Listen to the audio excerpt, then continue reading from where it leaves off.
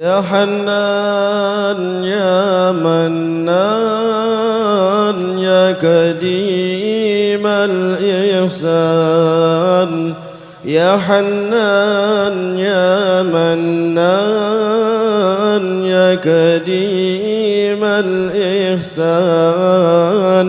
بحر جودك مليان جلنا بالغفران بحر جودك مليان جد لنا بالغفران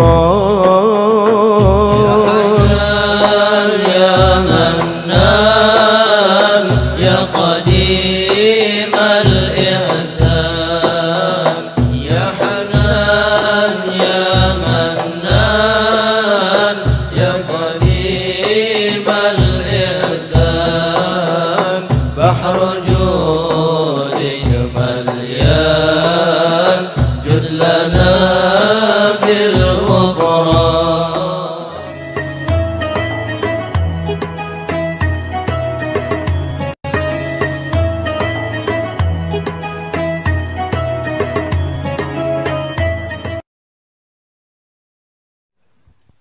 Assalamualaikum warahmatullahi wabarakatuh. Bismillahirrahmanirrahim. Allahumma salli wa sallim ala sayyidina maulana Muhammadin wa ala alihi wa sahbihi asma'in amma ba'du. Sedanten keluarga besar Peloso ingkang sangat kula hormati.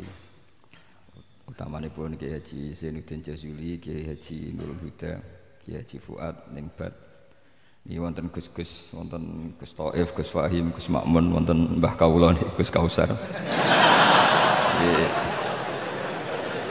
Ini yang saya agak kecewa itu moderatornya itu berusaha guyon karena takut tak suruh baca Fathul Wahab. Jadi guyon itu ada dua, guyon yang memang sudah selesai seriusnya. Saya pernah diceritain Mbah Mun, kata Mbah Mun, Kiai maca kitab guyon dikritik.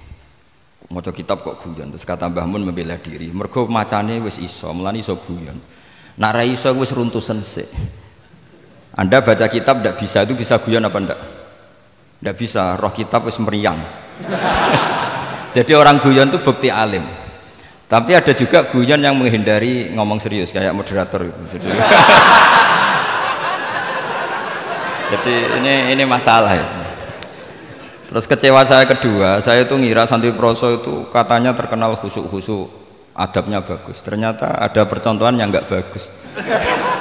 Di depan para gus-gusnya guyon. Jadi ini kekecewaan saya yang kedua. Nanti saya lebih kecewa lagi, ternyata yang khataman Fathul Wahab itu tidak paham Fathul Wahab. Itu lebih kecewa, tak bawa sampai mati itu nanti. Itu kecewa itu tak. Nah begini sebagaimana makalah yang saya bikin, karena tadi moderator sudah guyon, saya berusaha ngendikan serius. Karena memang fikih itu harus dikaji secara serius, meskipun dengan pikiran yang ceria, yang riang. Saya itu di Jogja itu lama sekali dan tetap sebagai rujukan, karena saya spesialis sering ngendikan fikih. Saya dulu musyawarah ya seperti urutan di Peloso, mulai takrib, mu'in, tapi di sana langsung mahali. Karena Fathul Wahab gak diajarkan di sawir, di musyawarah. Tapi saya pernah ngaji Mbah Mun Fathul Wahab. Dan beliau sering berpesan, nak kanggo masyarakat ojo wahab repot, nganggo mahali saja. Mahali itu kan Surahibin itu yang mensarai minhajud thalibin. Ini bukti bahwa saya ini alim betul, bukan guyon yang dari tidak alim itu. Jadi ini bedanya saya dengan moderator. Nanti kalau nggak percaya diuji di sini di depan.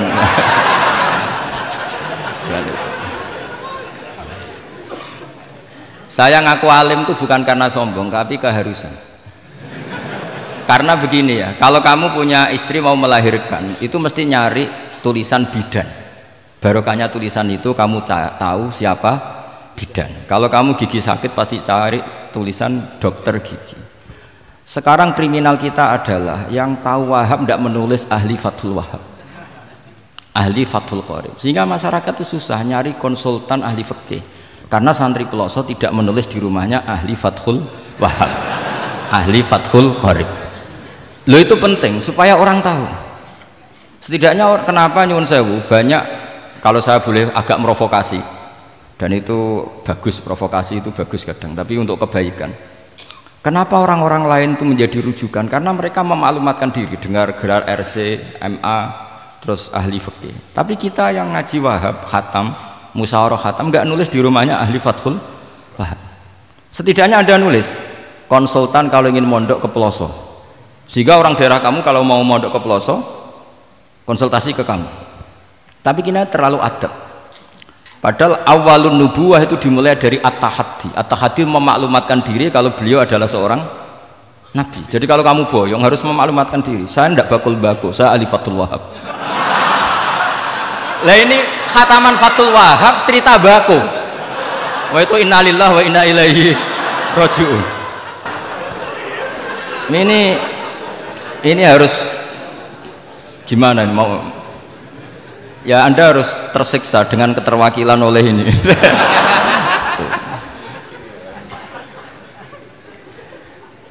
Saya ini baca kitab banyak sekali, termasuk kitab Ithaf. Ketika beliau mensarai Ihya itu cerita, kitab yang saya baca fil fikhi itu dihitung mulai mazhab Syafi'i sampai Hanafi semuanya. Saya baca kitab tasawuf ini, jadi memaklumatkan diri. Awal dari nubuwah itu memaklumatkan diri, sehingga orang gampang nyari. Kalau orang bisa nyari bidan, nyari dokter gigi karena tulisan, kenapa orang kesulitan nyari ahli Fathul Qarib? Kalau kamu ahli konflik tulis saja konsultan spesial cerai karena pengalaman pernah cerai, tulis saja. Kalau ahli jomblo tulis saja ahli perjodohan, supaya orang tahu keahlian kamu di mana. Saya di Jogja memaklumatkan diri, saya bisa baca Wahab, saya bisa baca Bukhari, saya bisa, bukan dalam konteks sombong, karena kebutuhan umat yang ingin tatap bu'u asari Rasulullah, mencari-cari asari Rasulullah itu terpenuhi, yaitu dengan ngaji orang yang ahli. Tunjukkan kalau baca kamu benar dan sebagai solusi umat. Umat ini punya problem banyak, dan kamu mengajar dengan manhaj yang jadi solusi, yang jadi solutif, yang bisa jadi jalan keluar. Tapi kita enggak, santri itu banyak keluar dari pondok, tapi karena miskin, sudah dari mbahnya bapaknya memang sudah miskin ya. Terus atas nama humul, atas nama ikhlas, terus sering menyembunyikan diri. Menyembunyikan diri, pura-pura ada alim, memang sebetulnya ada alim juga kadang itu. Akhirnya terus orang sampai nggak tahu kalau itu alumni pondok. Tapi ketika ada orang konsultasi sama pihak lain, mereka tersinggung karena kok nggak ke dia, mau ke dia gimana, nggak ada tulisannya, nggak ada potongannya, malah tadi cerita mbako segala itu kan apa ya. Nah, saya ingin kembali lagi, saya punya teks hadis yang riwayatnya seperti ini. Meskipun hadis itu misalnya dhaif, banyak aditnya, banyak penguatnya. Idza zuharatil bid'ah wal fitan, sebagian ada tambahan wasubba ashabi fal yudhiril alim ilmahu, orang alim harus menampakkan kealimannya. Wa illa fa'alaihi la'natullahi wal malaikati wan nasi ajmain. Justru kalau tidak memperlihatkan kealimannya dia kena laknat. Artinya yang sopan-sopan tidak memperlihatkan kefathul wahabannya, maka malah melihatkan kembakoannya. Itu jatahnya fa'alaihi la'natullahi wal malaikati wan nasi ajmain. Ya setuju ya? Aduh. Pasti kena laknat. Coba betapa tersiksanya Syekh Zakaria Al-An tadi itu mulai ngomong tuh nggak pernah menyebut Syekh Zakaria Al-Ansori. Kayak apa tersiksa? Kitabku dikaji nyebut jenengku era gelem gitu. Padahal Syekh Zakaria Al-Ansori syarat menjadi orang alim seperti dari sekian tarjamah, istilahnya dalam bahasa Arab terbaru itu tarjamah itu Syekhul Islam Syekh Zakaria Al-Ansori. Itu saya pilih yang dari kitab Manhajus Sawi karanya Habib Zain bin Smith. Itu dari sekian manaqib yang saya baca di Sulaiman Al-Jamal, di mana-mana paling menarik itu syaratnya jadi orang alim itu dua, punya guru alim, punya murid alim. Karena Anda akan tersiksa, sangat-sangat tersiksa. Ngaji sama gurunya takut disuruh baca, gurunya alim, mau ngorek ya meriang muridnya alim.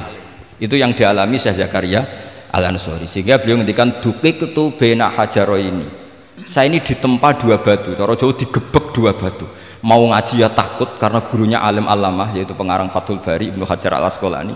Mau mulang ya meriang, mergo di murid alim alamah jenis Ibnu Hajar Al-Haytami. Dadi apa ngaji ya persiapan, apa mulang ya persiapan. Kayak apa susahnya jadi Syekh Zakaria Al-Ansori, mau ngaji setoran ya persiapan, mau ngajar persiapan. Makanya kata Mbah Mun, syarat utama ulama itu harus punya murid alim. Saya pernah didhawuhi Mbah Mun, aku mau gak di anak Gus Najib itu Gus Najib, saya juga izin jadi kiai. Karena syaratnya jadi kiai itu udah anak alim di murid alim. Izin gak jadi kiai ras sukses juga tak perlu. Makanya saya ketika kecelok alim itu senangnya bukan main beliau, karena terpenuhi status tadi. Nah ini kalau khataman Fathul Wahab terus Bakas Bako ini ini roh Kiai Jazuli tersiksa ini gimana? Ini gimana ini sini? Kalau ukurannya kan gampang, moderator kan dipilih yang paling baik, setidaknya ngomongnya lah. Kalau tidak ilmunya ya ngomongnya. Terus Anda terwakili oleh orang yang nggak jelas. Nggak, saya gojlok ini tidak dosa, karena kalau betul saya ini dosa karena ngerasani orang, berarti jadi kafaroh dosanya dia. Soal saya kan amalnya sudah banyak, aman. Aman, jadi nanti. Jadi kalau jatah hasanah saya harus diminta dia, tak kasih aja. Gampang. Masih surplus banyak. Ya masih surplus, masih banyak. Kan orang itu kalau baca Quran satu huruf itu dapat 10 kebaikan. Saya ini hafal Quran, sudah gak terhitung itu sudah. Itu untuk kamu tak saati satu huruf cukup nanti kalau nanti nuntut di akhirat itu tak kasih satu huruf itu cukup. Jadi, ya gak apa-apa, nanti silahkan nuntut nanti di apa akhirat. Tapi kamu lebih saya tuntut. Kamu itu siapa kok nyuruh saya di sini itu? Dosanya lebih besar lagi itu. Saya teruskan ya, saya cerita yang serius. Syarat jadi orang alim itu punya guru alim, punya murid alim. Karena sebagian dari ilmu itu bukan ditempa guru tapi ditempa murid. Imam Fathul Bari, Sahibu Fathul Bari, yaitu Syekh Ibnu Hajar Al-Asqalani, itu beliau sangat mencintai Nabi Musa justru karena dengan tanda kutip protesnya. Jadi ketika Nabi Musa diajari Nabi Khidir dari awal sudah ngendikan innaka inni ala ilmin, atau innaka dulu ya gak apa-apa, dibalik-balik gak apa-apa, karena semua kitab kadang riwayat bil makna. Innaka ala ilmin allamaka wah malam a'lamhu wa inni ala ilmin allamanillah malam ta'lamhu. Kira-kira terjemahan bebasnya, kamu punya ilmu yang diajari Allah saya tidak tahu, saya punya ilmu yang diajari Allah kamu tidak tahu, maka innaka lan tastati'a ma yasabra, kamu tidak mungkin bisa menyabari saya, bisa memaklumi saya. Tapi kata Nabi Musa ngotot, tidak, saya harus belajar sama Anda. Oke, silahkan belajar tapi jangan tanya. Pertanyaannya itu jangan tanya, fala tas'alni, kamu nggak boleh tanya. Kalau kamu ingin jadi murid yang baik, nanti jangan tanya, itu dosa. Dengarkan aja. Ya dengarkan saja. Nah, tapi Nabi Musa tetap tanya. Ketika ada kejanggalan secara syariah, Nabi Musa tetap tanya. Dan itu oleh kitab-kitab tasawuf dianggap dengan tanda kutip kesalahannya Nabi Musa, meskipun mimbabi hasanatil abrar sayyatul muqarrabin. Tapi di kitab fikih itu dipuji sundul langit protesnya Nabi Musa. Jadi di kitab tasawuf disalahkan karena kitab tasawuf pemuja tadi ketertaatan pada guru, kitab fikih enggak. Ini bukti adallud dalil bahwa Musa itu orang pilihannya Allah. Dia tidak sabar, beliau tidak sabar kalau melihat kemungkaran. Jadi gugatannya Nabi Musa dianggap apa? Sur'atu ghiratihi fillah atau sur'atu ghairatihi fillah. Ada yang baca ghairah, ada yang baca ghirah. Ini karena ngadepi santri Fathul Wahab, saya terpaksa baca 2 kali. Siji ben ketok alime, nomor loro aku ora iso tak warai nak maca. Karena dalam qiraah asab ya mesti gitu, kalau enggak doikin ya dikin, karena yang satu cara berpikir masdar itu aslul mustaqqat, maka enggak perlu kena harokat munasabah. Jadi saro yasiru sairon, tidak perlu siron, faza yafuzu fauzan, tidak perlu fuzan karena master aslu mustaqqat, jadi tidak perlu kompromi dengan harokatul munasabah. Tapi orang Arab tetap bilang dikul maisha, apa? Tetap bilang dikul maisha. Tapi qiraah kita fala takufi doiqin, bukan pakai apa? Dikin. Ya, makanya kemungkinannya 2. Saya baca 2 kali ben ketok alime. Karena saya ini menghormati sampean, mosok ngundang wong ra alim kan sini-sini wong. Nomor 2 anak kue raiso tak warai kalau bacanya itu 2. Jadi andai kan saya ngajar di pondok pelosok, saya baca mesti 2 kali. Wayah sibu zaidun kada, wayah sabu zaidun kada. Karena dalam qiraah sab'ah ada yang baca yahsibu, qiraah kita baca yahsabu. Tapi guru-guru kita kalau ngajar fikih itu bacanya yahsibu. Tapi kalau baca Quran yahsabu. Ya kan Quran kita kan ayahsabu Allah yaqdiru alaihi ahad, bukan dibaca ayah sibu. Saya teruskan. Jadi syarat jadi orang alim itu harus punya guru alim dan murid alim. Imam Fathul Bari ketika menganalisis Nabi Musa itu beliau memuja Nabi Musa. Ini bukti ghirahnya Nabi Musa yang luar biasa. Beliau paling tersinggung kalau untuhikat hurumatullah. Orang sudah ditolong kok gak matur nuwun malah merusak perahunya. Jadi itu secara syariat itu mungkar. Kalau mungkar ya harus diprotes. Artinya itu sifatu madhin. Protesnya Nabi Musa itu sifatu madhin, bukan sifatu dhammin. Itu Ibnu Hajar al-Asqalani, gurunya Syekh Zakaria Ansori. Ketika orang tasawuf nganggep yang dilakukan Musa itu agak-agak mazmum karena protes sama guru. Pertanyaan saya ke anak-anak Fathul Haq, kamu milih siapa? Milih partainya Ibnu Hajar al-Asqalani apa milih partainya orang tasawuf? Selama ini roh potongannya sampean milih yang tasawuf. Karena sampean dengan ilmu pas-pasan ini nggak suka kalau ada murid tanya. Mboten ngaku mawon. Tapi karena tadi logika syariatnya kata Ibnu Hajar al-Asqalani, Musa itu kalimullah termasuk ulul azmi, sementara Khidir hanya seorang nabi. Apa yang dilakukan Musa tentu lebih keren karena beliau seorang nabi dan rasul. Jadi jangan kira terus di situ merupakan mangkobah, satu derajat yang luar biasa bagi Nabi Khidir mengalahkan Musa, itu enggak. Tapi ini juga mangkobah bagi Musa, betapa tidak sabarnya beliau ketika untuhikat hurumatullah. Dan itu Ibnu Hajar al-Asqalani dalam bingkai itu. Jadi beliau itu sangat ringan sekali. Artinya gini, kita bahas Zakaria al-Ansori nggak bisa tanpa bakas gurunya, yaitu Ibnu Hajar al-Asqalani. Nanti saya bakas muridnya. Lah yang mulai bakas muridnya itu kamu harus siap-siap. Karena kiai-kiai di pelosok itu alim alama. Masalahnya nanti pasti di muridnya. Saya Zakaria al-Ansori aman karena punya murid Ibnu Hajar al-Haytami. Ibnu Hajar al-Haytami aman karena punya murid Zainuddin al-Mali Bari yang ngarang mulai jenengan ini. Jadi masalah bukan pada gurunya, tapi pada siapa? Muridnya. Terus Ibnu Hajar al-Asqalani itu orang yang luar biasa. Saya pengagum beliau karena saya kalau baca Bukhari pakai pertolongan sarah beliau yaitu Fathul Bari. Itu beliau kalau protes, sukanya memang protes. Beliau itu nakot itu ahli kritik, ahli protes. Beliau termasuk sering ngeritik Imam Nawawi, ngeritik orang-orang sebelumnya. Tapi ya dalam konteks kebaikan. Imam Nawawi itu punya sarah namanya Syarhu Muslim Lin Nawawi. Terus beliau punya kitab fikih Minhajut Thalibin yang disadur oleh Syekh Zakaria dari Manhajut Tulab. Yang satu pakai Minhajut Thalibin jamak mudzakkar salim, yang satu pakai Manhajut Tulab pakai jamak taksir. Kitab Minhajut Thalibin sendiri dari kitab Muharrar karangannya Imam Rafi'i, terpaut sekitar 3 orang sampai ke Imam Rafi'i dari Imam Nawawi. Imam Rafi'i ngarang itu dari Al-Wasid, Al-Basid dan Al-Wajiz karangan Imam Ghazali. Dan itu saya punya. Kitab indukannya Imam Ghazali Nihayatul Matlab fi Dirayatil Mazhab saya juga punya karangannya Imam siapa? Haromen. Terus sampai Mukhtasarul Muzani.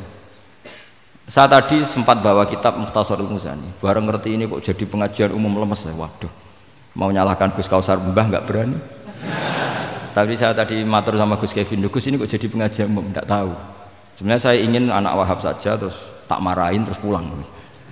Tapi ini di depan orang banyak, kalau marahin kan nggak baik ya sudah saya tak rileks saja. Tak ceritakan bukti keseriusan fikih itu dikarang. Misalnya begini, ini contoh Zakaria al-Ansori, Syekh Zakaria al-Ansori ketika dengan tanda kutip sering bilang wa ta'biri bidzalik aula min ta'biril asli kadan atau a'ammu min ta'biril asli kadan. Kenapa ada gugatan takbir? Karena takbir itu apapun hebatnya, karena dikarang seorang manusia itu ada falta, ada keterselipan di situ. Meskipun satu kedipan mata yang beliau salah, ya Rasulullah. Misalnya begini, definisi sholat ya, kita kan sering dengar sholat itu apa? Umumnya orang kan aqwalun wa af'alun, muftatahatun bitakbir, muftatamatun bitaslim. Pertanyaannya definisi itu tidak jamek mana? Karena hunaka sholatun la qawla fiha wa la fi'la, yaitu sholatuman ajros sholat biqalbi. Kalau sholat itu adalah harus ada akwal, yaitu kayak baca Fatihah dan syahadat di tasahud sani, harus detail, sama nggak boleh nyontohkan kayak tasahud di tahiyat ula, itu kan hukumnya sunat. Kalau kamu nggak bakul-bakul harus tahu kayak tasyahud di tahiyat saniyah atau karena yang tasyahud awal sunat. Ada akwal kayak Fatihah tasyahud fit tahiyatis saniyah. Terus ada af'al. Tapi pertanyaannya, hunaka sholatun la qawla fiha wala fi'la, yaitu sholatuman ajra sholata biqalbi. Maka perlu ditambahkan walau hukman, meskipun akwal dan af'al itu hanya secara hukum. Karena kalau hanya itu tidak jamek manek kalau dalam bahasa mantek atau tidak mutorid akis, tidak memasukkan semua fardun min afrodil mu'arraf. Jadi kalau ngetok nang alim demi ngergani sampean supaya ketok nak sumber udang ora salah. Mau salahnya ngatur kiai itu ya agak salah, itu agak salah betul. Saya itu juga agak gimana. Besok itu saya diminta Gus Reza misi sama Gus Reza. Gus Reza itu cucunya Mbah Karim. Mbah Mun dulu ngaji Mbah Karim.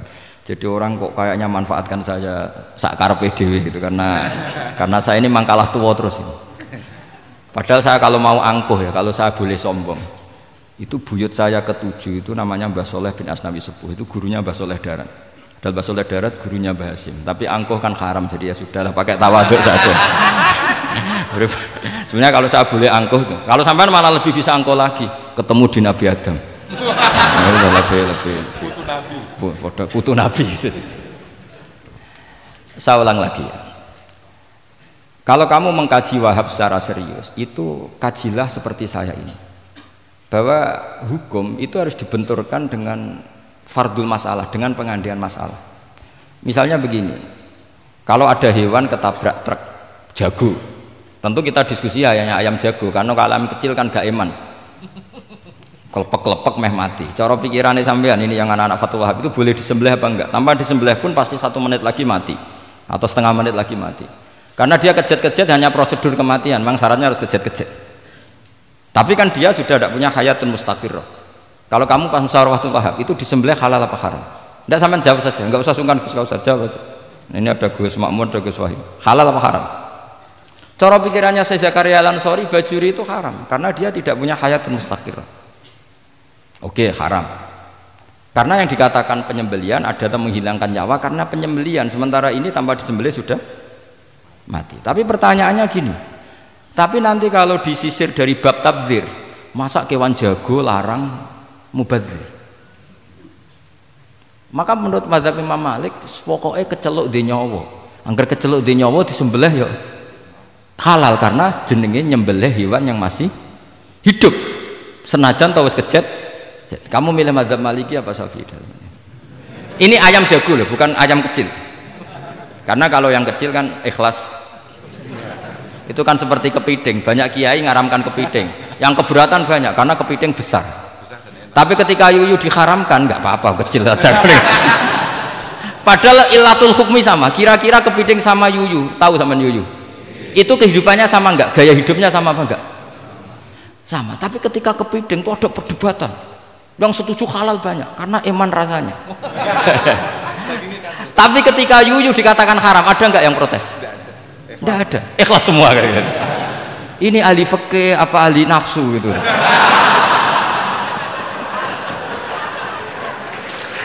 Jadi apa debat itu akhirnya nggak mutu kan? Coba kehidupannya kepiting sama yuyu itu sama apa enggak? Sama. Kenapa kepiting mukhtalaf alaih kalau yang yuyu hampir semua kiai meyakini haram? Kenapa? Sama. Saya itu pernah betul ngalamin, saya mau pas jalan-jalan sama putri saya, ada ayam jago ditabrak truk gitu. Sudah kejet-kejet, tanya orangnya, Gus ini halal enggak? Saya bilang untuk kamu halal. Lama-lama orangnya penasaran, kok untuk kamu, untuk hukum kok ada untuk kamu untuk... Akhirnya tanya, gak Gus mestine iku piye? Kon tak haramno ya ora siap, wong kon iman nggih Gus bener. Ya misale cara jenengan. Aku kiai kurang pegawean tapi ya mangan pitik kejet-kejet aku. Tapi ini logika ya, logika yang dibangun fikih. Fikih itu kalau bangun kaidahnya gampang. Fikih itu gampang sekali karena sesuai fitrah manusia. Misalnya fikih itu kadang saya baca itu ya tertawa. Coba orang wajib mandi karena keluar mani. Ya sudah keluar mani wajib mandi. Sebetulnya keluar anak itu tidak ada hadisnya, nggak ada dalilnya. Tapi wajib mandi orang nifas itu karena mengeluarkan anak. Itu orang-orang fikih yang masih asli itu kalau bilang ya li anal walada maniyun mun akidun. Ya. Kadang-kadang sembrono. Ya enteng saja. Mbah jenengan tak nut tenan kok ngendikane gitu. Li anal walada maniyun mun akidun. Jadi sampean itu ya maniyun nah itu. Jadi khurujul mani itu ya punya far'ul hukmi yaitu khurujul walad. Sama-sama yujibul ghusla. Karena sama-sama apa? Manion batin mbah tak nut tenan kok terus ini ajak guyon apa piye gitu. Dan ulama itu memang rileks. Ketika Syekh Zakaria Al-Ansari membela mazhab Syafi'i yaitu dalam konteks tahur. Kita tahu kan kalau ghafir itu mengampuni, kalau sering mengampuni disebut ghafur. Syakir orang yang terima kasih, kalau sering syukur disebut syakur. Sehingga rata-rata sifatnya Allah itu ikut sifat mubalaghah. Wahhab, faul ya. Ya kan itu aturannya gitu kan, fa'alun aw mif'alun aw fa'ulu fi kasratin an fa'ilin badil. Nah, logikanya kalau wa anzalna minas sama ima'an tahura, artinya kalau nak maknani gini, wa anzalna lan nurono ingsun Allah minas sama isange langit, nurono ma'an ing banyu tahuron kang iso nyucikno bolak-balik. Karena fa'ul adalah untuk lil kasroh atau lil mubah, harusnya nggak ada mustakmal. Maka saya sering kadang balelo nggak ada mustakmalan karena wazannya fa'ulan tahuron. Tapi Imam Zakaria Al-Ansari, Syekh Zakaria Al-Ansari bela-bela madzhab Syafi'i, kata beliau ya'ti fa'ul bima'nal alat kayak sahur lima yutas saharubi. Tapi ya agak-agak takalluf, agak-agak apa? Termasuk takallufnya lagi Syekh Zakaria Al-Ansari, atau fa'ul bima'na takrir atau mubalaghah fi udwin wahid. Di sini biasanya baca udwin apa udwin enggak tahu saya, pokoknya bacanya 2 kali enggak apa-apa. Umumnya apa? Udwin ya. Ya sudahlah, ikut partai sampean saja. Saya ini agak grogi, saya pakai madzhab peloso harus ikut guru apa madzhab sarang yang enggak harus ikut tapi akhirnya salah, enggak tahu saya. Karena kata Mbah Mun gitu kalau membela diri. Nak ngaji ning peloso Lirboyo murid kudu maknani. Ya apik ben murid roh makna. Tapi nak sarang gak oleh dimaknani. Kesarang ketika dinyek al ilmu sayyidun wal kitabatu qaiduhu qayyid apa suyudaka fil hibalil wasiqa, kata beliau. Iya tapi nak naline kakean ya mati padha wae. Itu karena itu jadi itu guyonan ya, guyonan manhaj. Ini sudah saya sampean ini koalisi yang baik. Karena saya punya madzhab sarang, sampean punya madzhab peloso, harus sama-sama konsisten dengan madzhab masing. Nanti di mahsyar nanti kita ketemu. Siapa yang ahli Fathul Wahab, siapa yang ahli Bako.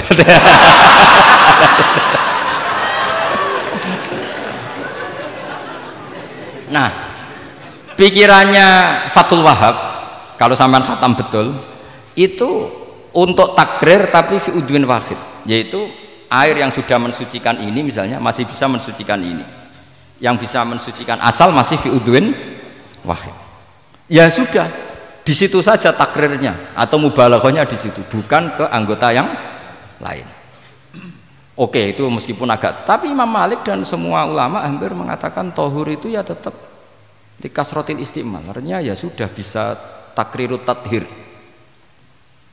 Tapi yang bilang tathir digugat lagi, digugatnya gini, tohur itu mubalaghah dari tohir bukan dari mutohir. Ini kalau sampean fasul masail, sampean nggak pernah tahu fasul masail sedetail ini, nanti diulang lagi khatamannya. Tohur itu bukan mubalaghah dari tohir tapi dari mutohir. Padahal bahasan kita tentang tathir bukan tentang tuhur. Sampean mikir toh?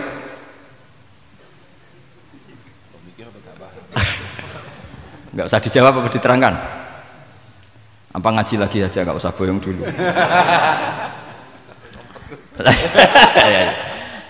Nah, kemudian akhirnya ulama mulai mikir bahwa lama nalit tohiriyah ilah dengan fungsi tohuriyah, tidak ada gunanya disestatuskan suci kemudian tidak berakibat mensucikan, karena ini air masih murni ma'un mutlaq, kecuali kayak teh kopi berstatus suci tapi tidak mensucikan. Tentu ma'an tohuro di konteks itu adalah tohir mutohir, karena contohnya air mutlak bukan kopi. Berarti meskipun tohur itu dari mubalaghah tohir tapi maknanya mutohir, itu perdebatan. Akhirnya apa?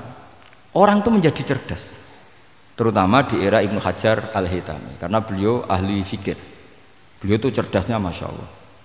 Tapi apapun itu, beliau tetap manusia. Kecerdasannya kadang berlebihan dalam aturan yang dipatok mazhab Syafi'i, termasuk mensyaratkan Jumatan harus orang 40. Sekarang pertanyaannya gini, sama tak beri pertanyaan, harus bisa jawab. Meskipun salah nggak apa-apa, saya butuh jawaban, nggak butuh benar. Karena sudah tahu, mesti agak salah itu, nggak apa-apa. Ketika ada satu kampung yang orangnya tidak sampai 40 dan mereka ingin Jumatan, menurut kamu itu harus Jumatan, apa boleh Jumatan, apa harus duhur? Apa ya Jumatan ya duhur, masyarakat gak mau biasanya. Tidak harus Jumatan, boleh tidak Jumatan, apa harus duhur? Apa nggak perlu ada hukumnya, ben karepmu. Nah, di kitab-kitab I'anatul Thalibin, Sayyid Abi Bakar Sato, itu beliau ngendikan kamu harus tetap Jumatan meskipun jumlahnya belum 40. Karena apa? Madharat tarkil Jum'ah itu lebih ngeri ketimbang mensyaratkan 40 yang asal usul dalilnya itu tidak jelas. Imam Ahmad bin Hambal kalau ditanya apakah Jumatan harus 40, itu ghadiba ghadaban sadidan, marah besar. Lam yarid fil adat nasun, kata beliau. Enggak ada dalam adat Jumat dan nas. Imam Syafi'i itu hanya asumsi, biasanya wong 40 mesti ono waline. Tapi potongan-potongan gini meskipun sebanyak ini kan enggak, sampean menjamin enggak kalau ada 200 orang ada walinya ini? Dulu itu 40 orang pasti ada walinya, sekarang buat 1000 enggak ada jaminan ada wali. Dulu itu ada 2 wali, yang satu rokok, dikritik sama yang enggak rokok.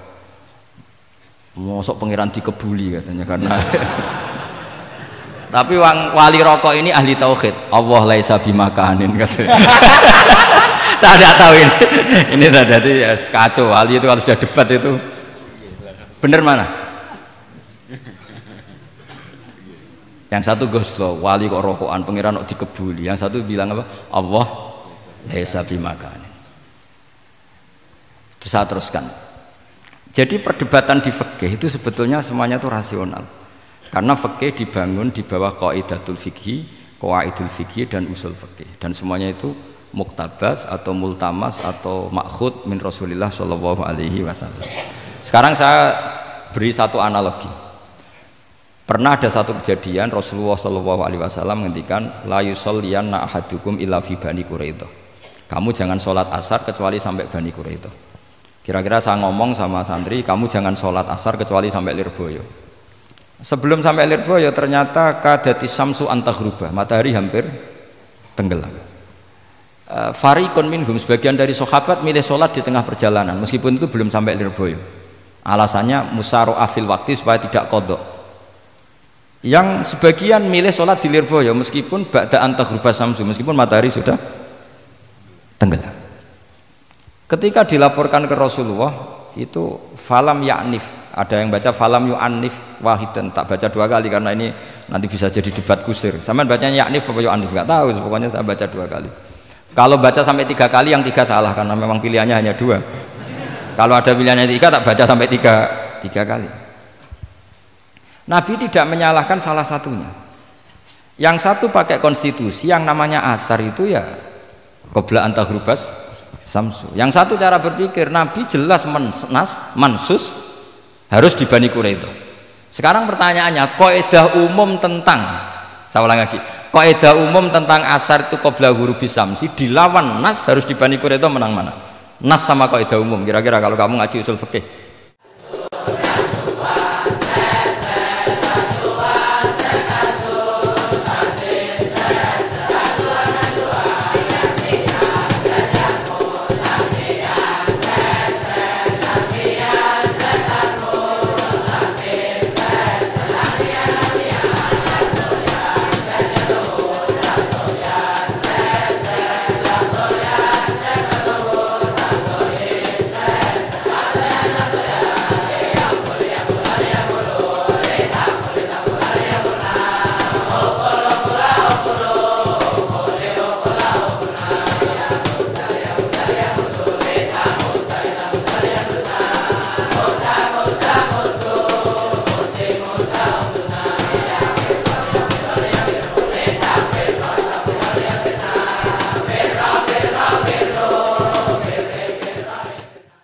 menang nas. Tapi pertanyaannya, nas itu butuh mahal. Tentu boleh seperti itu. Asumsinya Nabi adalah jangan-jangan sampai sana memang belum huruf samsi. Maka makna yang mesti benar adalah aisari'u fil masyi. Kamu harus tergesa-gesa jalannya sehingga potensi menangi asar di Bani Quraidah. Jadi unik. Terus itu difahami pentingnya musaroah fil iktida. Jadi kalau anut Kanjeng Nabi harus musaroah. Nah, musaroah ini pula yang menjadi basis fikih. Makanya ulama dulu kalau ngarang fikih itu gampang sekali.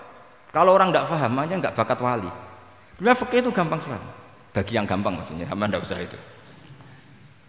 Misalnya begini, Fathul Mu'in, Fathul Hab semuanya ngendikan wa yusannu nasyatun di sholatin. Jadi wa yusannu lan den sunatno apa nasyatun gumrega, semangat di sholatin krana ngadiri sholat. Fa inna wa ta'ala zamma tarikihi, sama sih ingat takbirnya. Zamma itu ngritik sapa apa utawa modho sapa tarikihi, pakai jamak muzakkar salim. Tarikihi ing wong sing ninggal nasyat. Terus beliau mendalil qala ta'ala wa idza qamu ila sholati qamu kusala. Ciri khas orang munafik itu kalau sholat itu malas-malasan. Maka saya itu sering bilang ke santri saya, pokoknya nak jamaah kudu ono melayuni, entah berapa kadarnya harus ada melayuni. Guling-gilingan musaroah. Karena di semua teks kebaikan adalah fafirru ilam. Lari, ada unsur larinya, ada unsur musaroahnya. Nah, lalu lama-lama mengatakan makna hadis ini yang mesti adalah pentingnya musaroah. Nggak perlu berdebat tentang boleh nggak sholat qobla lusul neng Quraidah atau tidak. Tapi harus, karena begini, yang mesti salah begini, ternyata kayak melakukan santai-santai ngopi se, rokok se, jagungan se. Nabi kira-kira bisa maklumi nggak ketika cara jalannya seperti itu kemudian matahari terbenam? Karena ini yang pasti salah. Paham ya? Karena nggak sampainya sana karena salahnya sendiri ngopi sik santai. Lah itu namanya fikih. Jadi fikih itu dari analisis yang normal. Makanya saya sering sekarang akhir-akhir ini sering kampanye kitab Sajaratul Ma'arif. Dan itu saya serius dengan kampanye itu karena dikarang oleh Sultanul Ulama. Jadi kalau di wali ada Sultanul Aulia, di ulama juga ada Sultanul Ulama, yaitu Syekh Izzuddin bin Abdis. Itu kalau ngarang fikih itu gampang sekali. Saya punya kitab beliau Qawaidul Ahkam. Beliau ketika cerita kenapa harus ada sholat dihormatil waktu, beliau rangkanya enak sekali. Kalau santri sarang, Lirboyo atau Peloso atau santri mana saja, biasanya kalau pergi ke terminal, yang dulu terminal itu kan nggak layak, apalagi ya dulu nggak layak, pokoknya kalau pipis itu pasti kena najis lah celana. Santri kan biasanya milih sholat nanti di pondok, milih terawih lah, milih terawih kan duhur asar. Saya tidak tahu kalau Gusnya, tapi kira-kira ya agak-agak sama kira-kira gitu. Alasannya santri yo nakal meninggalkan sholat fil waktu itu karena alimnya. Kan sholat dihormati wajib iadah, ngapain daripada wajib iadah mendingan tidak usah sholat. Jadi ilmu itu tuh bermata dua. Rata-rata yang sudah tahu wajib iadah milih sholat apa milih ndak? Ndak, potongan-potongan rai gini tuh. Ndak, kira-kira aja. Milih ndak kan karena tahu wajib iadah. Tapi nanti setelah sampean alim dan bakat jadi wali dan sampean belajar kitab Qawaidul Ahkam, itu pasti milih sholat. Saya semenjak belajar kitab itu ya milih sholat. Tapi tidak usah dimafhum, apa dulu tidak sholat, tidak usah seperti itu. Itu mafhum yang salah itu. Yang berbasis suudzon. Jadi mafhum seperti itu salah, ya masalah itu. Suudzon itu masalah. Kata saya Izzuddin bin Abdis Salam memberi penjelasan. Kenapa harus sholat dihormatil waktu? Karena khotorun najasah, bahayanya najis atau ritsun najasah, kotorannya najis. Itu layafi, kalau dibaca rijul layafi dengan pentingnya sholat. Karena butuhnya Allah, butuhnya malaikat, kalau boleh dibahasakan butuh ya dalam ilmu fikih kan dibahasakan gampang saja.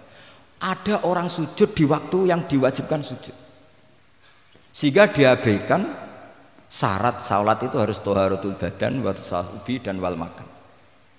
Kok kira pantas ono waktu sholat kemudian la tasjudu fil waktu sajdah. Jadi akhir gampangannya wes tetap keren, meskipun kowe salat nganggo najis ora sempurna tetap keren. Piye-piye cara didelok malaikat kok dhuwur wis keceluk sujud, keceluk musholli. Daripada kowe misale asar gak salat alasanmu celana kok najis, maghrib ora salat. Terus jare malaikat berkhataman Wahab kok kelakuane ngono kan gitu kan. Karena malaikat tuh ndeloke kok dhuwur. bablas, asar bablas, maghrib bablas, isya bablas. Meskipun sampean punya alasan nanti menisan di rumah atau di pondok, tapi ini kan melewati waktu yang harusnya ada sujud. Sehingga dalam syarat jamak takhir misalnya apa? Kamu harus niat akan jamak takhir di waktu sholatil ula. Biar ada bedanya tarku karena sembrono dengan tarku yang karena ingin mentakhir. Paham ya? Itu jadi sama-sama fikih, kualitas yang dikarang Sultanul Ulama dengan sing RT itu ya beda. Dan sampean harus baca kitab yang dikarang rajanya ulama supaya kamu tambah pinter. Nanti kalau gak pinter-pinter nanti sowan saya. Tetap gak pinter karena itu jatah. Jadi, makanya ada usah sowan ya, nanti gak ngefek juga gitu. Itu Syekh Izzuddin bin Abdis Salam. Terus kemudian beliau mengebabkan itu detail sekali, yaitu di Sajaratul Ma'arif dibabkan di bab faslon la yutrakul haqqu li ajlil batil. Itu beliau bikin satu strategi fikih itu yang luar biasa. Misalnya begini, jihad atau perjuangan membela Islam itu harus kamu menyertakan orang-orang fajir, orang-orang fasik. Kenapa? Likuwatil Islam. Karena kesalahan orang fajir itu tidak seimbang dengan pentingnya syaukatul Islam atau syaukatul Muslim. Terus saya itu dulu ya iskal itu ya agak protes, tapi ini ulama wali. Sampai saya sholat berkali-kali, ya Allah, saya beri kefahaman tag ini. Kalau terpaksa beda, nanti saya mohon ketemu beliau, saya mau protes. Sama nggak usah tahu caranya ketemu wali-wali yang sudah meninggal. Nanti kalau sudah jadi wali tahu sendiri. Jadi nggak usah tanya. Akhirnya saya sholat dan akhirnya faham tanpa ketemu. Karena saya bayangkan ketemu ya lebih sulit, mendingan minta faham timbang minta ketemu. Logikanya begini, misalnya nyun sewu kita di Daril Harbi, bayangkan kita di Daril Harbi atau zaman Indonesia dijajah Belanda. Saya ulang lagi ya, dalam konteks jangan sekarang, contohnya sekarang nggak perlu perang, zaman dijajah Belanda. Kita misalnya milih pasukan Hizbullah dan Sabilillah selektif, yang sholatnya benar, yang puasanya benar, yang toharohnya benar. Kira-kira dapat pasukan berapa coba? Enggak, jawab saja. Kan hanya dapat pasukan sedikit. Sementara misalnya Belanda bisa pasukan banyak karena tanpa seleksi. Di sini nih hebatnya Rasulullah SAW. Kata beliau, wal jihadu madin mundu ba'athan ya Allah ila yaumil qiyamah sampai ila ayyuqatila akhiru ummati ad-dajjal la yubtiluhu jawru jairin wala adlu adilin. Sebagian riwayat langsung wal jihadu tetap wajib pun alaikum ma'akul libarin wa fajirin. Nah, penjelasan Nabi kenapa kita harus berjuang mengawal Islam meskipun harus ma'akul libarin wa fajirin. Ya kalau di isim fa'ilnya umumnya guru-guru kita baca barin, tapi untuk masdarnya untuk kebaikan bacanya apa? Birun. Nanti kamu protes, oh barun itu daratan Gus, kalau birun itu kebaikan. Aku itu macaku kamus luwes suwi, bocah kok sembrono. Saya ini karena neliti kiro asap, jadi insya Allah kalau masalah lughat itu saya sudah bukan sawit lagi Fathul Wahab, sudah di atasnya itu. Sampai tidak usah tersinggung, biasa aja maksudnya. Karena ini kompetisi, kalau sama nggak cocok ya harus bersaing, jangan geremeng tok. Gus Bak sombong tidak usah bilang gitu, saingi saja. Makanya saya terkenal alim itu seneng, karena senengnya itu tadi, yang ngidolakan saya ingin ikut, yang hasut kompetisi, jadi seru. Jangan yang hasutnya antet, wah itu gak fair itu. Itu gak fair, wah itu pasti ngadepi langit gitu. Nanti urusannya sama Allah itu. Gak sama saya, langsung sama. Saya ulang lagi ya. Ilmu itu harus dianalogi dengan fikih, dilogika dengan fikih, dikiaskan dengan fikih. Sekarang misalnya ada orang sok ikhtiyat, wah perang kok ambek wong fasik gak enak gini-gini, wong fasik perilakunya gini-gini. Pertanyaannya adalah, kalau kita nyeleksi hanya orang soleh, kita dapat pasukan berapa? Misalnya zaman kita melawan Belanda. Sama sekarang kita ngawal pembangunan masjid, kadang yang nyumbang gak sholat, kadang yang nyumbang yang sewu hasil korupsi, kadang yang nyumbang orang-orang yang cara muamalah babal kedua. Itu coba kalau kamu tolak, potensinya gini, ini oke, sekaligus PR. Saya berkali-kali nyontohkan ini, sampean boleh tidak setuju, tapi nanti menghadapi saya di akhirat, tidak di dunia, di akhirat. Nanti kita sowan Allah bareng-bareng bener siapa? Loh, saya tidak main-main, karena ulama dulu, sampean lihat di Mu'in di Fathul Wahab, kalau sudah ngendikan ulama, wahadha madhabun al-qawwahabi, ini madhab yang saya siap ketemu Allah. Jadi ukuran madhab benar itu bukan diputuskan di sawit Fathul Wahab, tapi madhabun sing al-qawwahabi. madhab yang saya ketemu apa dengan madhab itu. Misalnya gini, ada orang fasik lewat di depan saya, punya uang 1 juta. Delalah pas itu qadhafa fi qalbihi hubbal ulama misalnya. Pas itu delalah beliau senang ulama terus bilang gini, Gus Pak, uang ini tak kasihkan kamu 1 juta. Dia fasik, misalnya terkenal syaribul khomri.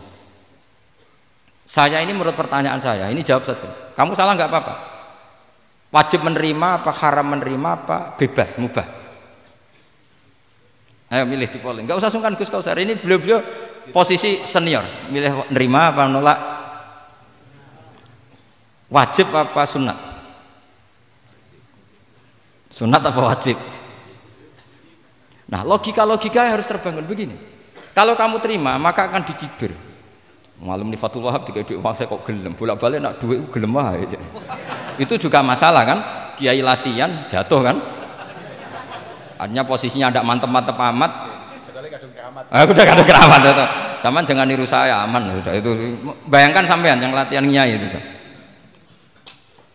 Tapi pertanyaannya kalau sampean tolak, terus ista'ana bihadhihi darahim lil maksiyah. Tak kena kiai ra gelem, tak kena demenanku. Dan hari itu andaikan dia tidak punya uang 1 juta, dia tidak bisa kedemenannya. Gara-gara sampean tolak, dia punya alat untuk maksiat lagi. Kalau seperti ini jadi haram apa wajib? Loh, berarti sampean harus gak jawab anut aku. Artinya sampean jawab kan terprovokasi saya kan? Terprovokasi narasi itu kriminal untuk calon ulama gitu, itu nggak boleh. Nah, logika ghanimah kira-kira seperti itu. Ghanimah itu normalnya haram karena ghanimah itu min amwalil kufar, dan notabene amwalul kufar adalah bukan sekedar mukhtalithah, aksaruha mungkin minal haram. Tapi kenapa ghanimah dihalalkan di hadil ummah?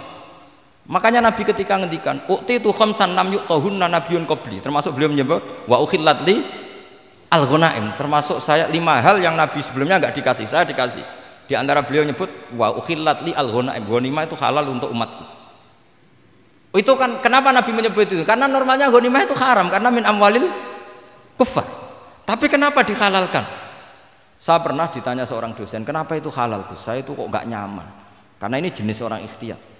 Terus saya bilang gini, andai kan kamu digarong sama garong, kemudian garong itu bawa senpi, bawa pedang. Karena kamu merasa itu tidak milik kamu, monggo gadane jenengan beto malih. Wah ya tidak bisa Gus, nanti dipakai garong lagi. Sama amwalul kuffar, andaikan lau a'tainahum, andaikan kita kasihkan lagi ke mereka, maka akan dipakai isti'anah, dipakai pertolongan atau alat untuk kekuatan kekafiran mereka. Di sini sirinya kenapa ghanimah menjadi halal. Tapi kenapa Nabi sebelumnya kok dikatakan haram? Karena logikanya memang haram. Itu hebatnya Allah SWT sama para kekasihnya. Ada kekasihnya yang dipilihkan haram, yaitu Nabiun qabla Rasulullah SAW, karena normalnya memang haram. Ada Nabi yang fikihnya lebih dinaikkan lagi, yaitu dihalalkan supaya harta ini tidak dipakai i'anah alal maksi. Sampean milih fikih mana coba? Nah, saya berharap pintere Khatam Fatul Wahab itu paling enggak sampai seperti ini. Bariku nantang saya enggak apa-apa, tapi nanti ketemu di akhirat. Nah itu fikih. Jadi fikih itu, nah tapi kan iso wae Gus nampani khadzun nafsi lah, itu mulai masalah kan. Makanya yang seperti itu jangan untuk khadzun nafsi, karena kita butuhnya itu nyita supaya ini enggak dipakai kekuatan maksiat. Jebule mbek kon malah go ngopi rokokan. Nah ini orang kan terus curiga, jebule nek ambek duit ya do gelem. Buktikan kalau Anda tidak pakai, kamu terima sebagai penyitaan, tapi Anda tidak pakai. Wah itu hebat. Tapi kalau kamu terima wajib, kemudian kamu pakai poya-poya, wah itu ya fikihnya benar, kelakuannya ra benar. Nah saya berharap Anda memahami fikih itu sampai seperti saya ini. Syukur-syukur lebih. Meskipun ya agak-agak mukhalaf, tapi bisa diperjuangkan itu. Enggak apa-apa. Kamu doa di saat istijabah, ya Allah saya ingin mengalahkan Gus Pak, saya ridho dengan doa itu. Tapi tak jamin nggak mustajab, karena sudah berbasis ghil, kebencian. Doa yang berbasis hasud pasti tidak mustajab. Jadi makanya saya rela kalau ada kompetitor, karena tadi pasti. Jadi fikih itu gampang. Misalnya begini lagi, saya beri sekian contoh. Di Di sini tadi saya minta Gus Kevin untuk membawakan Babul Hijrah, juz 4 kitab Mahalli. Karena Mahalli itu namanya Kanzur Rohibin sebetulnya, cuma yang ngarang Mahalli lebih terkenal dengan istilah apa? Mahalli. Beliau nyarai kitab Minhajut Thalibin. Imam Mahalli itu senior. Jadi Syekh Zakaria Al-Ansori itu ya beliau sudah menyulap Minhajut Thalibin jadi Manhajut Tulab, tapi beliau ikrar kalau itu awal-awalnya dari Imam Sabah. Nah, sekarang pertanyaannya gini, saya misalnya nempat di Korea Selatan atau di Amerika, saya sudah punya tanah di sana, saya ulang lagi punya tanah di sana, punya komunitas di sana juga saya nggak diperlakukan buruk, bisa sholat, bisa puasa. Hukumnya saya pindah ke Indonesia atau ke Mekah atau kemana saja, hukumnya haram apa boleh? Saya tidak mendapat perlakuan yang macam-macam. Kalau saya disakiti dan dipaksa menjadi kafir, maka wajib hijrah. Kalau nggak ada pemaksaan itu, kira-kira hukumnya gimana? Ada ulama yang mengatakan hukumnya haram hijrah, harumatil hijrah. Karena apa? Li alla yastauliya bitil kalbuqah atau tikal buqah al kufaru. Karena sebetulnya kamu tidak dianggap sekedar pindah ke Indonesia, tapi membiarkan tanah yang dulu kamu pakai sujud, tanah yang dulu kamu pakai sholat, tanah yang sudah menjadi komunitas muslim menjadi komunitas kafir. Berarti dianggap pembiaran. Itu fikih. Jadi fikih itu logikanya sebetulnya normal. Maka seperti ini, saya masih ingat betul pernah didhawuhi Mbah Mun ketika di Madinah. Nak zahire hadis ya, iku Sayyidina Ali ku ya ono salah ya. Ndak salah loh redaksinya, ono salah. Mergo Nabi sering muji wal Madinatu khairun lahum law kanu ya'lamun. Madinah adalah kota terbaik. Sataftahuna kadza wa kadza, Nabi sampai gitu. Tapi Nabi selalu ngendikan wal Madinah khairul. Tapi Sayyidina Ali tetap pindah ke Irak, Kufah ya, zaman itu terkenalnya istilahnya Kufah karena belum ada istilah Irak. Ke Kufah. Pindah ke Kufah, kemudian beliau menyebarkan Islam di Kufah.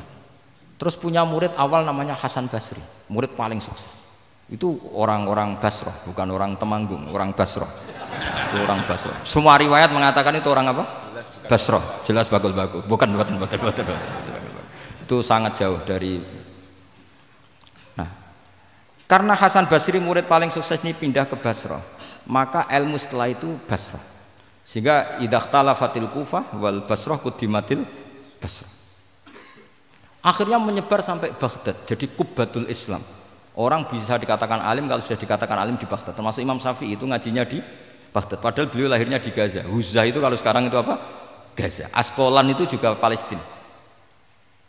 Nah, dawe Mbah Mun. Tapi Sayyidina Ali ku wong alim. Saiki nak wong Islam tengok-tengok ning Madinah berarti membiarkan bumi Allah di sana-sana itu tanpa ada Islam. Akhirnya Sayyidina Ali tidak mengikuti dohire hadis. Tentu Nabi Sayyidina Ali pasti ngikuti hadis, tapi hadis wal Madinatu khairul lahum law kanu ya'lamun itu ada konteksnya. Keluar dari Madinah linasril ilmi itu juga ada konteksnya. Sehingga kenapa dulu ketika futuhat, saya ulang lagi ketika futuhat, itu banyak sahabat yang sudah di Madinah mapan, ketika Mekah sudah takluk 100%, sama Sayyidina Umar ditawari, halla raja'tum ila Makkah tatufuna bil baiti kada wa kada wa fadliyatus salat fil haram ka alfi salatin fi, itu dipuji-puji. Mbok yo pindah ke Mekah, Mekah sekarang sudah milik kita, salat di Mekah itu ka alfi salatin kada wa kada. Tapi kata para sahabat yang sudah di mana-mana, di Persia itu kalau sekarang Iran, di Lebanon, di Syam kalau dulu, kata beliau-beliau itu paling banter kalau saya di Mekah ibadahnya tawaf. Tapi kalau di negara-negara ini adalah nasrul Islam. Wa nasrul Islam itu da'bul ambiya. Bihada ursilatir rusul. Karena nasrul Islam itu para rasul diutus. Akhirnya mereka terus hidup di mana-mana. Termasuk muridnya Sayyidina Ali, menurut sebagian cerita terus pindah ke Baros itu. Kemana? Baros. Jadi Islam pertama di Indonesia itu muridnya Sayyidina Ali yang di Sumatera itu. Nah, pertanyaannya adalah, kalau kamu punya murid atau anak pamit mau kuliah di Jerman atau di Australia, kamu milih melarang apa menyuruh? Kalau melarang, kalau menyuruh takut katut perilaku barat. Kalau melarang berarti kamu membiarkan Jerman tanpa ada yang sujud. Padahal semua bumi diciptakan Allah, ju'ilat lanal ardu kulluha masjidan. Lah itu fikih. Fikih akan berdebat untuk hal-hal seperti itu. Ini saya beri contoh. Ini masih ada waktu 10 menit. Ya, jangan lama-lama nanti malah bingung. Yang bingung tidak sampean dok, saya juga ikut bingung nanti kalau kelamaan. Tidak supaya ini logika ini apa? Logika fikih ya, fikih yang sedap ini tadi sudah halaman 227 ya. Ini tidak supaya sampean tahu, karena saya pernah belajar detail ya tentang mahali sama qalyubi. Ini kalau di kitab ini halaman 227 ya, tentang juz 4 ya, halaman 227 juz berapa? 4. Saya beri contoh ya, ini supaya clear ya masalah posisi kita. Jadi misalnya sama orang Indonesia pindah ke negara lain, terus Indonesia kemudian ditempati orang-orang yang nggak benar, berarti kamu ikut tanggung jawab. Saya baca Bismillahirrahmanirrahim.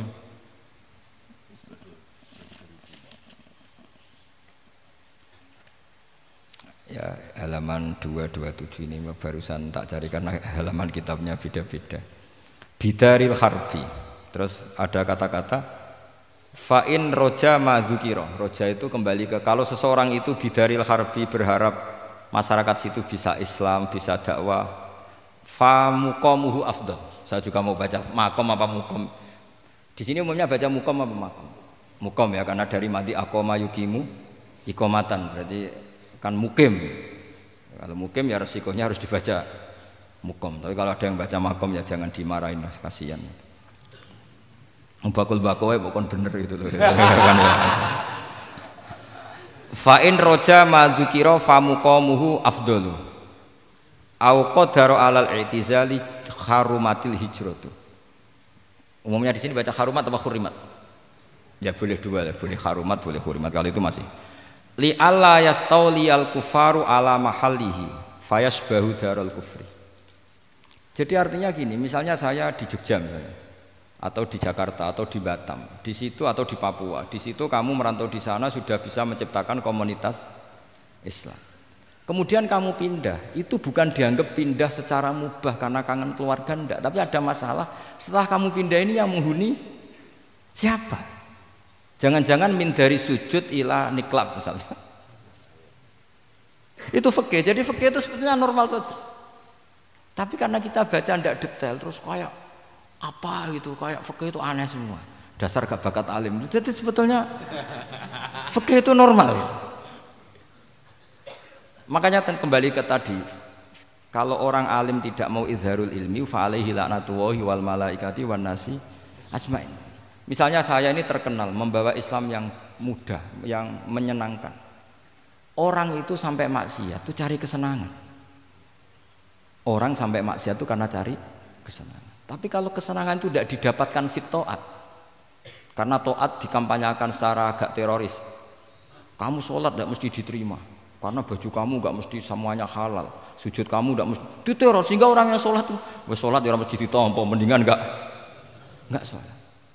Kita ini kan mikir seperti itu. Coba nyun sewu, kalau orang-orang Kristiani, kalau kampanye gimana? Setiap orang mati bersama Bapak di surga. Sementara kita sudah kiai mati masih didoakan ingkana musinan. Itu murid kita, itu kan gak sopan sekali.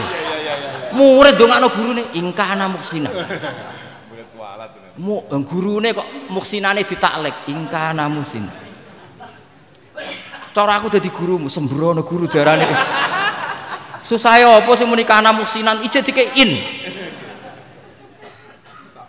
Itu kan saya belum pernah doakan Mbah Mun gitu. Kalau saya mendoakan beliau supaya diampuni, doa saya tak rubah gini.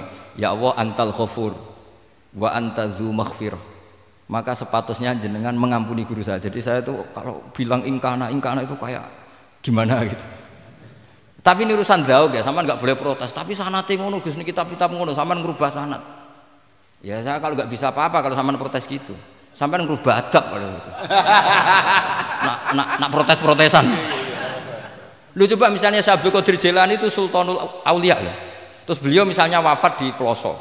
Terus kamu berdoa ingkana musinan coba. Ini ketuane wali di ingkana.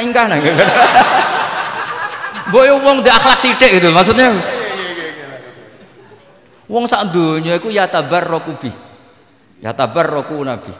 Saiki ditaklek ingkar. Saya tuh belum pernah doain guru-guru dengan, meskipun saya tahu itu doa yang Karena pilihannya gini, misalnya sampean protes, Gus wong sanate ngono. Jangan-jangan mancen apalam mau ikut tok.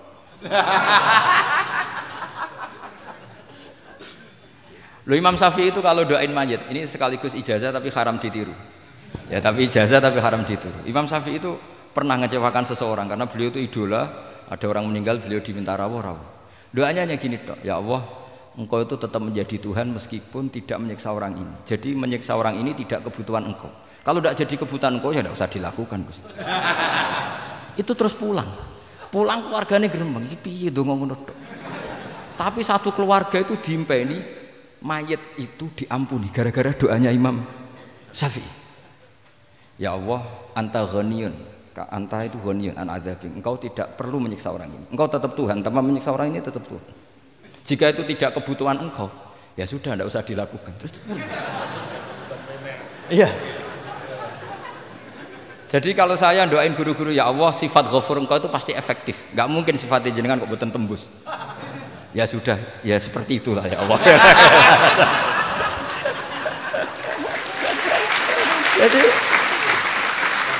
Jadi itu urusan daun, sampean nggak boleh protes. Gus Pak kok ngawur istiadat itu bukan ngawur, saya ini orang waras. Punya rasa takzim sama guru sama para wali. Sementara kamu yang berdasar sanad tadi, jangan-jangan menghafalan kamu hanya itu. Ayo milih mana? Saya bukan bikin ajaran baru, ndak, ini cerita rasa. Cerita apa? Rasa. Dan itu di hadis-hadis gitu. Nabi itu kalau manja sama Allah gitu. Kalau ada orang salah terus kemudian diazab, kata Nabi, anta akram min ayu adzibahu marroten. Ini di dunia sudah pernah engkau beri sanksi ya Allah. Anta akram min ayu adzibahu marroten. Tapi kalau belum disiksa kemudian dia aman-aman saja di dunia, engkau itu akram, engkau sudah mulia, gak pantas sudah menyelamatkan di dunia, kemudian jenengan dendam di akhirat masih. Jadi masih nyiksa lagi. Itu Nabi itu kalau sedang manja dengan Allah itu akhirnya ya baik semua gitu. Lah saya jenis ulama yang partai itu. Partai itulah kira-kira seperti itu. Jadi segampang itu. Ya jadi ini relax saja, ini monggo nih tadi sesuai janji saya hanya 10 menit dari sekarang. Saya juga mungkin saya nanti tetap pulang karena saya besok ngajar di setainya Gus Gofur. Mungkin saya itu sudah janji sama istri saya setelah Yai wafat paling saya ini dibully pernah sepuh itu 2 tahun. Semoga setelah 2 tahun saya naik lebih sepuh. Pakai dalil-dalil yang agak-agak angkuh tadi karena terpaksa. Jadi sekarang ngalah 2 tahun, setelah itu saya pakai sanad yang saya sepuh gitu. Supaya nggak digekongkonan terus gitu. Tapi saya tidak tahu tingkat adab saya sampai berapa tahun, saya tidak tahu gitu. Tapi saya mohon sama yang Musairin Fathul Wahab, ilmu itu dianalisis secara cerdas, ceria dan mudah. Saya dulu itu ya iskal sama hadisnya Nabi, kullu ummati mu'afan illal mujahirin. Semua umatku dimaafkan asal ketika dosa itu nggak cerita kalau dosa. Saya dulu jenggat. Orang dosa, cerita dosa itu kan kesannya jujur baik gitu. Tapi setelah saya pikir-pikir itu bener Kanjeng Nabi. Misalnya sampean cerita dengan anakmu, lihat zaman mondok peloso, sering nak marung utang gak bayar ya biasa. Ya biasa sekolah gak munggah. Itu jujur apa mengajarkan? Mengajarkan. Suatu saat anak sampean goblok, persis bapak. Maka penting, tidak jaru itu penting. Makanya kata Nabi, semua umatku diampuni kecuali yang cerita-cerita dosanya. Karena dengan cerita itu artinya apa? Misalnya sampean zaman puber pacaran, terus kamu cerita, lihat disini untuk ibumu ya pacaran, oh tak gonjak no ngalor ngidul. Itu jujur, tapi suatu anak kamu pacaran kan, alasannya apa? Niru bapak. Tapi nak kamu sok suci, pacaran haram. Oh. Pak, lah kowe kok untuk ibu, wah itu pangeran, peparinge.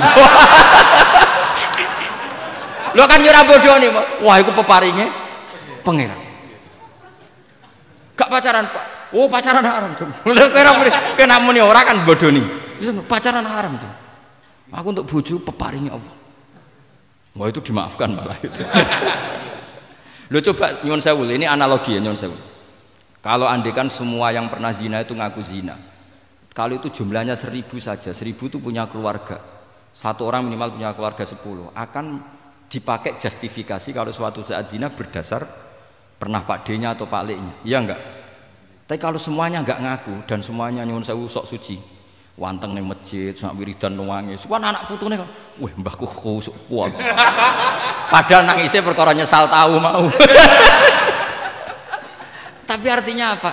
Konsep yang dikatakan Rasulullah SAW itu kan luar biasa. Kullu ummati mu'afan illal mujahirin.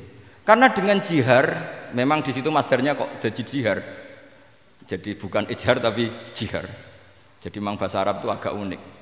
Misalnya di nahwu itu masdar itu kalam. Kalam berarti sulasi mujarrad.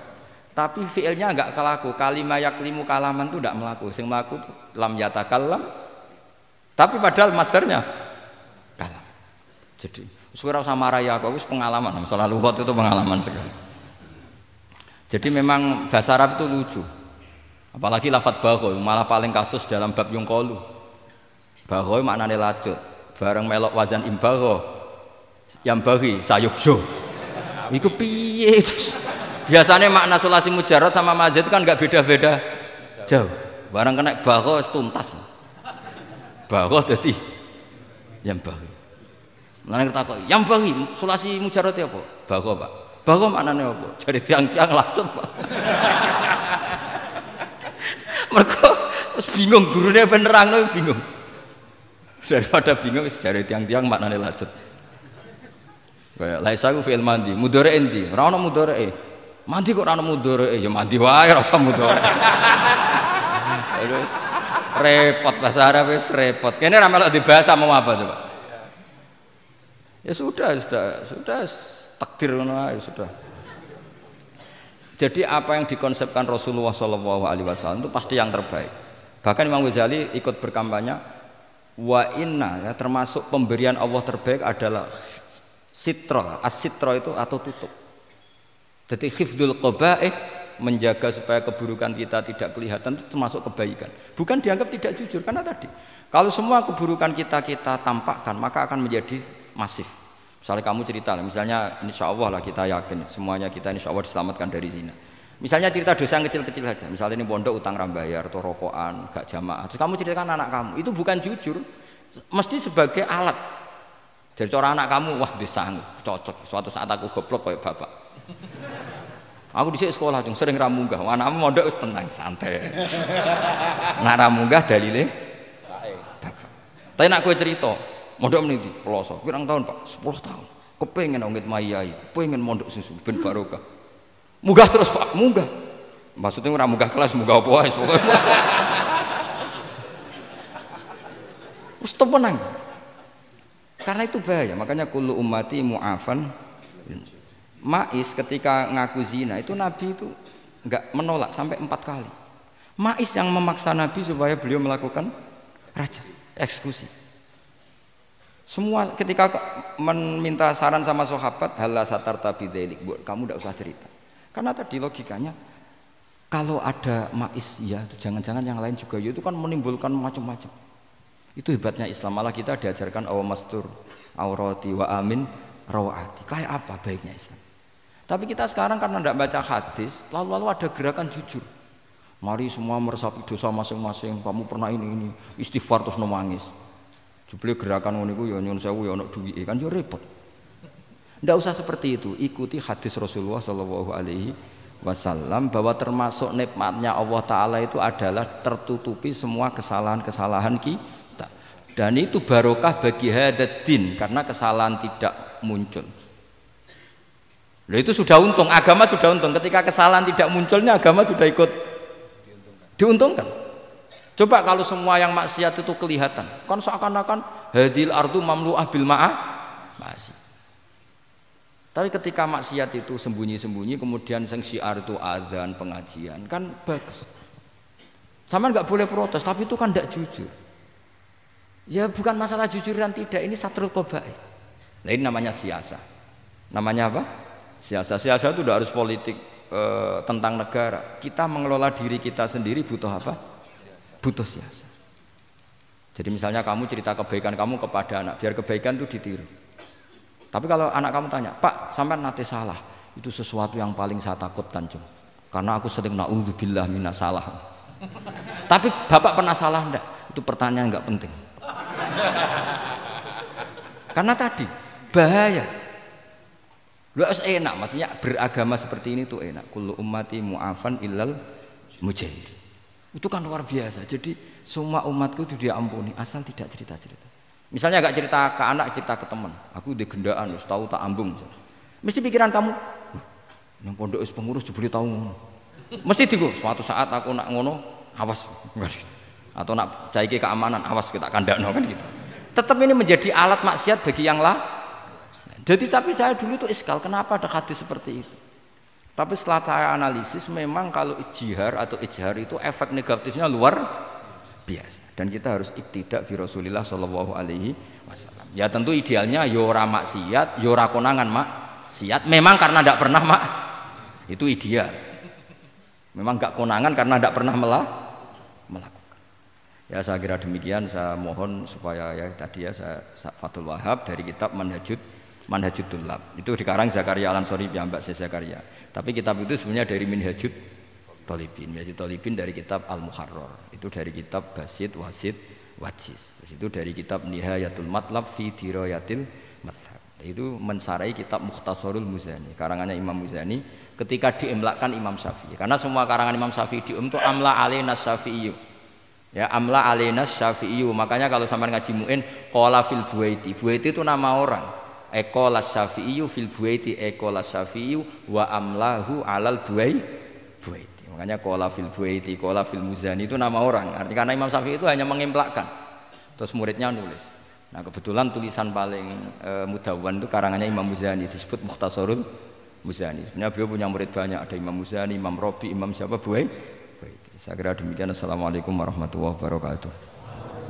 Ya Hannan ya Mannan ya Kadimal Ihsan Ya Hannan ya Mannan ya Kadimal Ihsan Bahar judik malyan جلنا بالغفران بحر جودك مليان جد لنا بالغفران